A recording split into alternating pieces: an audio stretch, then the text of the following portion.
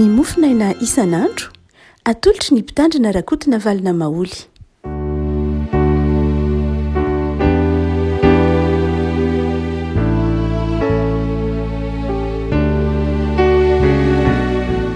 Fanimbarabantsika rehefa malalatra ary dia latsinainy fahatelo amby roapolo volana septambra ity.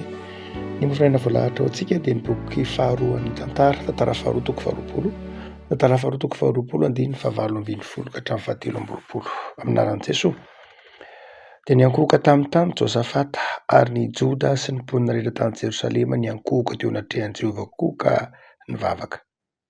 Dia nitsangana ny Levita taranaky ny Kehatita sy ny taranaky ny Korahita mba hideran'i Jehovah Andriamanitry ny Israely tamin'ny feo mahery indrindra.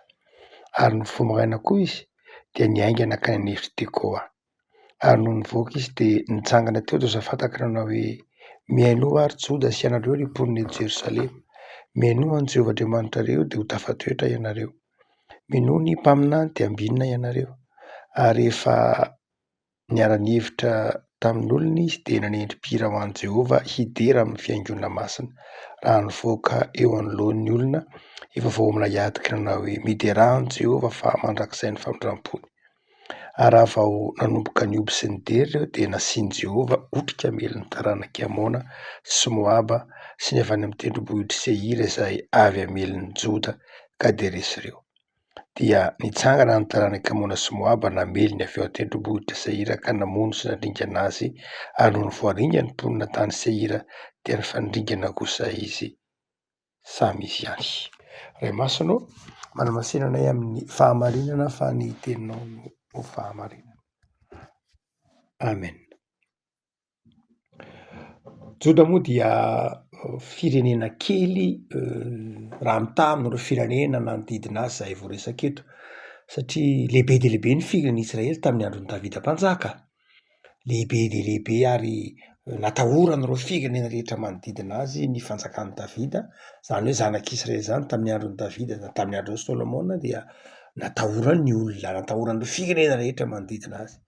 Saingy nihena tsikelikely ny heriny izany firenena izany noho ny antony maro samihafa ratsorina teo noho ny fialan'izy ireo tamin'ny sitrapon'Andriamanitra. Ary dia nizara roa moa ny firenena fantatsika, ny firenena zanak'Israely, ka dia nisy ny lehibe dia ny firenena avagatra nanome ny Israely, ary ny firenena atsimo kosa nanome an'i Joda.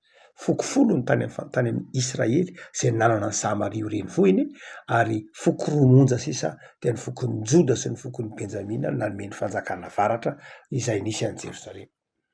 Ary dia ny fanjakana avaratra moa efa an-tany raha teo, fa ny fanjakana atsimo izay vao resaka eto dia notandondomina fahavalo raha teo koa, ny fandonina fahavalo izay naherisetra dia ny fokon'ny Amona, ny fokon'ny Moaba. Izany hoe raha jerena dia tsy afa-tsy akory fa ireo Edomita ihany, izay mahatonga vao resaka eto hoe mponina tany Seira izay mponina tany Edomita. Izany hoe iny Edomita iny ratsorina dia iny faritra misy ny Arabia Saodita ankehitriny iny no antsoina hoe Edomita, izay nisy an'i Seira, tendrombohitry Seira. Tsy afa-tsy akory fa taranak' Esau ihany ireo Edomita voalaza monina tany Seira ireo. Ary dia nampahory sy nandrahona ny firenen'i Joda ireto fokon'ny Moaba sy ny fokon'ny Amona izay ny Edomita ireto izany. Dia ao anatin'izany indrindra ny fomba namonjen'Andriamanitra ny Joda no asehony ity tantara faharoa toko faharoapolo ity. Mampianatra antsika lafin-javatra vitsivitsy telo na efatra ity andiny vitsivitsy eto am-pialatsinay antsika izay nalaintsika tamin'ny mofinaina anio ity riavako malala. Voalohany dia izao: nahoana dia ady ny fiainan'ny mpanompon'Andriamanitra. Ny fiainan'ny mpanompon'Andriamanitra raha tsy ny fiainan'ny olombelona mihitsy ara, dia fiainana izay ahatsapantsika fa ady.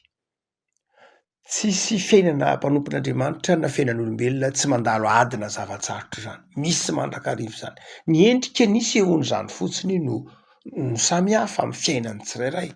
Fa asehony ity andiny Tsotраmasina ity fa ady ny fiainana, ary ady izay hitakiana fomba fiady mazava. Ny bokin'ny Efesianina, taratasy Paoly an'ny Efesianina toko 15 toko 9 dia ilazan'i Paoly izany raha teo ny hoe mitafy ny fiadian'Andriamanitra. Jesosy Kristy tompo de fanazava amintsika manao hoe indro a nahitany Satana nilatsaka avy tany an-danitra tahaka ny varatra. Zany hoe Satana zany rehefa navarina avy any an-danitra nilatsaka taty amin'izao tahaka ny varatra ho Jesosy. Kesitra ary vonona ny hanimba, vonona ny handrava, ary de hitako izy ho Jesosy nilatsaka avy tany an-danitra. Hanimba n'inona? Hanimba ny asan'Andriamanitra, hanimba ny olona. Dia olo Petera manao hoe ny fahavalonareo de tahaka ny liona mireo, tahaka ny liona mierona. Paoly de milaza hoe fanahy ratsy any amin'ny rivotra. Zany hoe ny fiainana mpino zany tsy hoe fiainana mitaona azy ho varim-bariana fa fiainana ady. Ady saingy marina loatra, ady efa nazahoana fandresena, ady zay hanomezan'Andriamanitra fiadiana, ady zay efa nanomezan'Andriamanitra antsika torolalana mba ho mpandresy isika. Fa zay ampianarana Sotra Masina zany de hoe mila miambina isika fa tsy laozan'olana ny fiainana. Mila miambina isika fa tsy laozana zavatsarotra ny fiainana. Ary dia izany zavatsarotra any de zavatsarotra zay ahatonga atsika iorina, nahatonga atsika hitodika amin'Andriamanitra. Zay ny voalohany asehoan'ny nofinainana io afaka malala mampiomana atsika zany izy fa izao ny fiainatsika dia ady. Ady saingy ady efa nazahoana fandresena. Ahoana nefa ny azahoana le fandresena? Mamaly zany ny bokin'ny tantara faharoa eto. Ady zay hitadiavana an'Andriamanitra, mitady an'Andriamanitra. Josafata de zao mitady an'Andriamanitra izy. Namaky an'i Josafata de tsy ny hoe hangataka zavatra amin'Andriamanitra loatra, tsy zay ny voalohany, fa nitady an'Andriamanitra, nangetaeta hiaraka amin'Andriamanitra, nangetaeta iombona fiainana amin'Andriamanitra, nangetaeta ny ametraka ny zavatra rehetra am-pelantanan'Andriamanitra. Ato itsika ataon'ny fiainan'ny mpanompon'Andriamanitra tahaka an'i Josafata. Fa tsy ady mampandrosotra atsika an'Andriamanitra loatra, ady zay mahatonga atsika mitady an'Andriamanitra, ady zay mahatonga atsika mangetaeta ny hiaraka amin'Andriamanitra. Mandrakariva ny olona rehefa ao anatin'ny ady de indraindray mieritreritra hoe ny herin'ny tena no ahafahany mamany olana. Amin'ity tantara eto-am-pelantanantsika ity dia amin'ny toko fahavalo ambin'ny folo, andiny fahaefatra ambin'ny folo ka hatrany amin'ny fahavalo ambin'ny folo any amin'ity bokin'ny tantara faharoa ity dia nahatratra 4,000 sy ray hetsy ny miaramila ny Josafata. Be dia be zany. 10,000 ny filazan'ny teny malagasy. 10,000 mihoatra 4,000 sy ray alina. Be dia be zany. Saingy tsy nitodika tamin'izany herin'ny miaramila zany Josafata rehefa tao anatin'ilay ady izy. Nataony zany rehetra zany, manana an'izany izy. Tsy niomana izy, manana an'izany rehetra zany izy. Fa ny zavatra tiany nangatahana voalohany de ny hoe mitady an'Andriamanitra. Zava-dehibe moa rehefa malala ao anatin'ny testamenta taloha ny toe-tsaina antsoina hoe fiezahana, effort. Ny hoe fiezahan'ny olona, hoe miankina aminao, miankina amin'ny fanatonanao an'Andriamanitra ny fandresenao. Satria ny bokin'ny testamenta taloha de mbola nitaitsika moa teoriana efa toy ny volavolaina amin'ny hoe zanaky ny fahasoavana de manadino ny fiezahana. Fa ny testamenta taloha de mampiarana antsika mihitsy manao hoe rehefa tsy miarina, rehefa tsy mitady an'Andriamanitra ianao, rehefa tsy miorina amin'ny hafatry ny mpaminany ianao de zao reraka. Zay raha teo mahatonga Josafata eto miteny manao hoe minoa any Jehovah Andriamanitrao de ho tafatoetra ianao, ary minoa koa ianao ny mpaminany de ambinina ianareo. Zany hoe raha tianao no tafatoetra, tsy ho voatoitoina zay mihitsy ny tena volana, tsy voakasikina izy ana izy, tadiava an'Andriamanitra, miarahaba amin'Andriamanitra. Zay no lesona faharoa asehoan'ity boky tantara ity. Hoy tsika manao hoe ady ny fiainana, ady zay azahoana fandresena, fandresena ho an'izay olona misafidy ny handresy ka mitady an'Andriamanitra. Fa ny faharoa de zao, ny lesona fahatelo ampianarina de ny Sotra Masina tentsika de zao, mino an'Andriamanitra, mitady ka mino. Ngamo misy hoe mitady fa tsy mino, eny tokoa, misy mitady fa tsy mino. Ny fariseo ange tany amin'ny tempoly, fariseo sy ny mpanorona an-dalàna ange tany amin'ny tempoly, ny vavaky tamin'ny fombany, satria noheveriny fa ny fivavahana de rituel, hoe zany hoe fombafomba na atao hoe fivavahana fa tsy finoana. Tsy heviny ny fombafomba raha afa-tsy izy finoana. Ny finoana ny mahatonga ny fombafomba, fa tsy ny fombafomba akory no mahatonga ny finoana. Tsy hoe tsy ilaina akory reny rituel sy karazan-drazatra maro samihafa ataontsika anatin'ny vavahany reny hoe misy mipetraka, misy mitsangana, misy miankohoka arak'izay voalaza eto, be dia be ny mety ho karazana fombafomba ataontsika anatin'ny vavahana fa ireny dia aloka ihany, tandindona ihany hoy ny epistily any Hebreo. Fa zany hoe ny zava-dehibe dia izao mino ianao sa tsy mino. Tsisy heviny aminao reny raha tsy mino an' Jesoa, raha tsy mino an'Andriamanitra ianao. Le maka Jesoa nifanena tamina tovolahy anankiray izay te handova ny fiainana mandrakizay. De hoy Jesoa taminy, te handova ny fiainana mandrakizay ianao, mandehana am'dio ny fanananao rehetra dia avy manaraha. Nalahelo le tovolahy de tsy raika izy. Jesoa zany eto de reny ny antsoina hoe finoana. Ny antsoina hoe finoana dia Jesoa zay nitaonanao iankina aminy, nitaonanao atoky azy. Jesoa zany tsy ny tena zava-dehibe am' Jesoa tsy le fomba le hoe de tena tsy maintsy amidy daholo zany no fananana, tsy maintsy ho mahatra zany vao miaraka am' Jesoa. Tsy zay ny dikan'iny hafatra iny. Fa Jesoa manome fotoana ahafahanao maneho ny finoanao. Nanome zany fahafahana. Jesoa zany io tamin'le zazalahy io dia nanome fahafahana, nanome fotoana, nanome occasion, nanome kairos hotsika raha miresaka fiaratsaraky ny Jaona, nanome occasion ahafahan'ilay tovolahy maneho ny finoanany anatiny.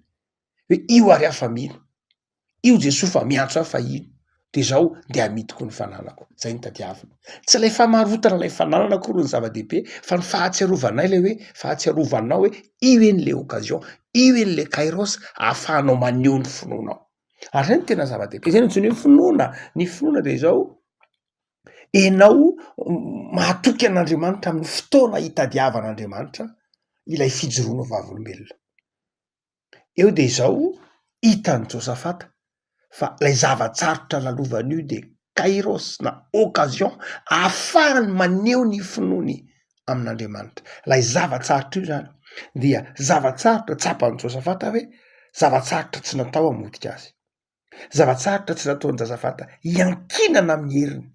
Fa zavatsarotra izay nataon'Andriamanitra eo amin'ny fiainan'i Josafata inony an'Andriamanitra. Ary be dia be rehefa koa malala ny zavatra avelan'Andriamanitra hitranga eo amintsika, omen'Andriamanitra occasion na zavatra ataovy koa amin'ireo tena hoe opportunité, omen'Andriamanitra fotoana fanararoatra, tranga fanararoatra isika ahafahantsika maneho ny finoantsika.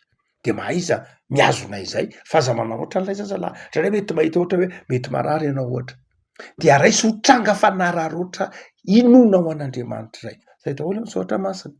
Ataovy hoe ao anatina ady sarotra ianao amin'ny toeram-piasana, ady sarotra amin'ny fifandraisana amin'ny mpiarabelona, ady sarotra amin'ny fandranana de zao raisy ho tranga fanararoatra hinona ao an'Andriamanitra reny.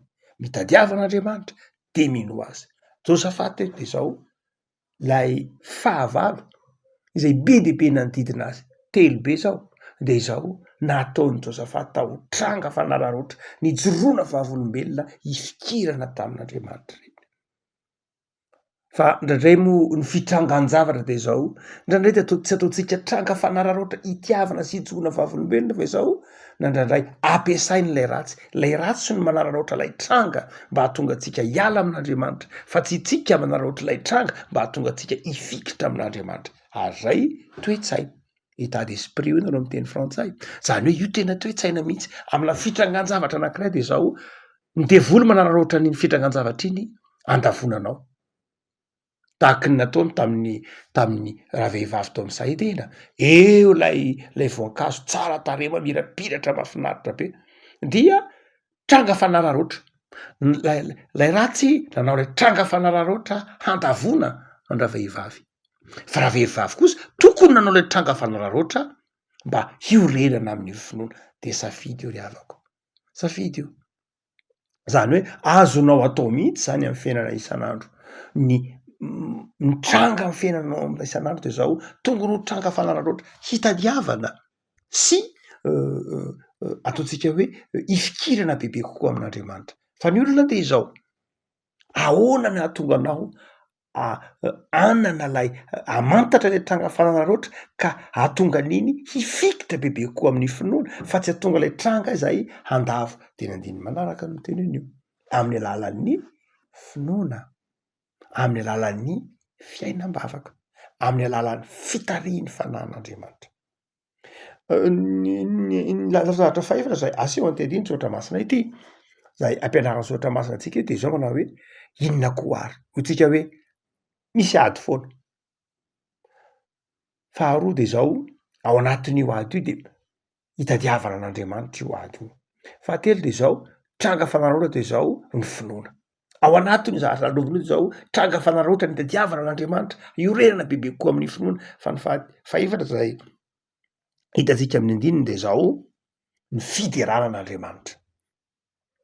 Mahafinaritra be mihitsy ny filazan'ny andininy faha 1 azy hoe ary rehefa niara-nevitra tamin'ny olona izy de nanendim-pihira ho an'i Jehova hidera amin'ny fiaingona masina raha hivoaka eo anoloan'ny olona efa voamana hiady. Azonao sary an-tsaina ve zany hoe olona andeha hiady 4,100 de zao misy olona manao fiaingona masina midera an'Andriamanitra. Zany hoe ao anatin'ilay ady de zao tsisy fiferotanaina mihitsy, tsisy tebiteby mihitsy. Nesoriny Josafata ao an-tsain'ireo miaramila hiady ny tahotra fa ny fiderana an'Andriamanitra nataony be dia be, natoky an'Andriamanitra. De jereo ny tohiny tantara amin'ny andininy manarak'eo manomboka amin'ny andininy 220 fa tsisy na inona nataon'ilay miaramila 4,100 fa Andriamanitra niady. Mampatsiaro ny bokin'ny Ekôdosy 4:10 manao hoe Jehova niady anareo fa ianareo kosa angina. Angina tsy ampiasa hery fa angina hitoy antoraka amin'Andriamanitra, midera an'Andriamanitra. Ny havako malala ny fiasana hoe tsika miady amin'ny zavatsarotra zay avelan'Andriamanitra ho tranga fanaraha-roatra anavozantsika fanontena de zao ny finoana, ny fifaliana mandrakariva fa tsy ny fiferotanaina amin'ny fiainana. Vao marainy ny andro de miferinaina inona indray zao natao, inona indray ny fitohanan'ny fara de fiara de hoaiza indray zany zao de aiza ny ale ndradray zany zavatra mitranga venantsika mampiferinaina antsika daholo na de ny fiarakodia be dia be ny zavatra. Ny havako malala ny fiainana misy zavatsarotra mandrakariva fa ao anatin'ny zavatsarotra mandrakariva iny nefa tranga fanaraha-roatra iorenanao amin'ny finoana ary hitahian'Andriamanitra anao raha miorina ianao. De hoy ny afatry Josafata hoe tsotsotra fotsiny ambarako aminareo de zao minoa an'i Jehova Andriamanitra de tsy hozongovona ianareo, enoy ny mpaminaniny, zany hoe enoy ny tenin'Andriamanitra, ampiaro amin'ny fiainanao ny tenin'Andriamanitra de mifalia, mideran'Andriamanitra, matokia an'Andriamanitra de ho mpandresy sy tafatoefa tsara. Manomboka ny herinandro vaovao ry havako malala, mahaiza ary mifaly am'ty herinandro ty, mahaiza matoky an'Andriamanitra, niady tsy niady ny tompony teny farany fa ny fifalianao sy ny finoanao, ny fanapahan-kevitrao anaraha-roatra iorina amin'ny finoana amin'ny zavatra rehetra zay mandalo, tsy ny zavatsarotra akory ny tompony teny farany, tsy zany, tsy mampitondra zavatsarotra tsy zaka zany Andriamanitra fa ao anatin'izany zavatsarotra zany de mety ho tranga fanamboarana anao, ho fanefenanao, ho fanaraha-roatra, hijoroana ho vavolombelona sy ho renanao amin'ny finoana. Vaovao ny herinandro de matoky ny tenin'Andriamanitra aminao, minoa an'i Jehova Andriamanitra ao de tafatoetra ianareo, minoa ny mpaminany de eo ambininy ianao, te ho tafatoetra, te ho ambinina, te hiorina tsara, minoa an'Andriamanitra, minoa ny tenin'Andriamanitra. Ivavaksika tompo ampitsoranao zay fa nomenao herinandro vaovao izay mampiorina ny finoanay ao aminao Andriamanitra. Ndradray ao anatin'ny ady sarotra de tsy hitanay ianao fa ny zavatsarotra ny hitanay satria kely ny finoanay, manafatra anay ianao ny iorina tsara. Sao tompo no nahatsiarovanao fa mety ho ady mandrakariva ary lalovana ady mandrakariva ny fiainanay, ady zay efa azahoana fandresena, ady zay efa nanafaranao anay fa momba anay mandrakariva ianao, ady zay efa nanomezanao anay ny fitaovam-piadiana de ny finoana de ny teninao de ny faharetana, ny vavaka, ny fifaliana hoentinay miatrika izany. Vaovao ny herinandro tompo, mametraka zao herinandro vaovao zao am-pelantananao zahay ampandresio, ataovy miorina amin'ny finoana, aza velao any salasala fa ataovy matoky ianao, arovy amin'ny zavatsarotra, jereo any fahasalamana, jereo ireo marary ampahery sitranon Jesoa, jereo ireo manana olana ampahery zany, ataovy mitodika anao, ataovy mitady ianao, ataovy miankina aminao vaovao ny herinandro dia ataovy miaina ny fifaliana izay amin'ny asa fanaona isan'andro. Anjaka amin'ny tokantrano ny mpanaraka izao mofona izao ny fiadananao sy ny fifalianao izay mihoatra noho ny fahalalana sy ny fiezahan'olombelona rehetra. Lehibe ny fahasoavanao dia ataovy mahenika ny isam-batan'olona. Ao aminao ihany misy ny fiainana Jesoa satria ianao efa nandresy ny fahafatesana dia ataovy mitoetra amin'ny fiainana sy ny fifaliana izahay izao herinandro vakivakiana izao. Amin'ny anaranao Jesoa. Amen.